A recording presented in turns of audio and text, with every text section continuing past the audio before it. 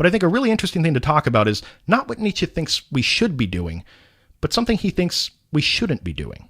If we truly want to be happy in this world, one thing Nietzsche thinks we should never do is drink alcohol. Now, to understand him, let's talk for a second about the pros and cons of drinking alcohol. Picture a Venn diagram, 2 lists. How long would each of those lists be? Let's think about it. What are the pros of drinking? And by the way, when I say drinking, I'm not talking about, half a glass of Chardonnay at dinner and then you curl up by the fire and you sleep for 12 hours. No, you are not human, okay? You don't get to have this conversation. I'm talking about the way most people have a relationship with alcohol. You drink to feel buzzed or to get drunk. There's a reason you're not drinking orange juice, right? So what are the pros? Well, for about an hour, hour and a half, you feel really good. You feel euphoric, confident, silly. Maybe if you're some sort of prolific, legendary alcoholic, you can get about 4 hours of this really great feeling. Now I'm trying to think, is there anything else we can really put on the pro column? I mean, even that hour and a half is just borrowing happiness from the next day. You feel miserable the next day. Tons of different cons you can point to. Alcohol is horrible for your liver and your nervous system and your brain, really everything. It's super calorie dense. So, unless if you're bulking up to play the comic relief in a movie, it's probably not working towards your fitness goals. There's the opportunity cost of what you could have been doing by the time you're drinking or recovering from drinking.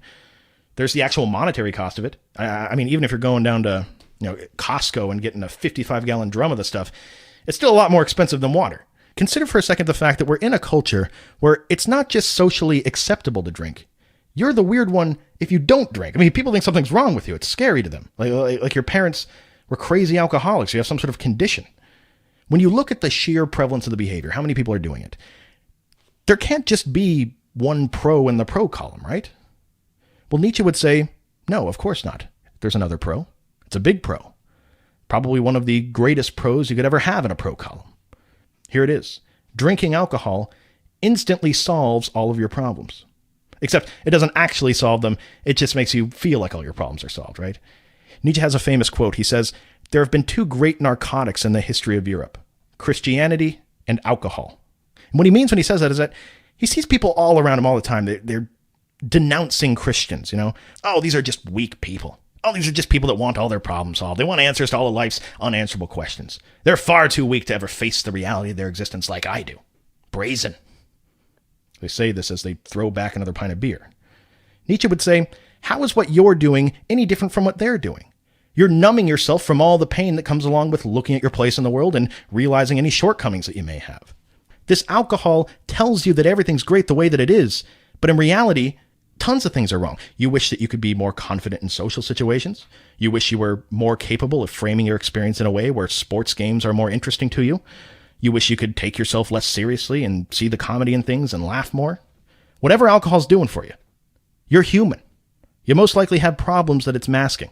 And if you were truly interested in being the best person you can possibly be and being as happy as you can possibly be, Nietzsche says that you should see all of these negative emotional states as opportunities for growth.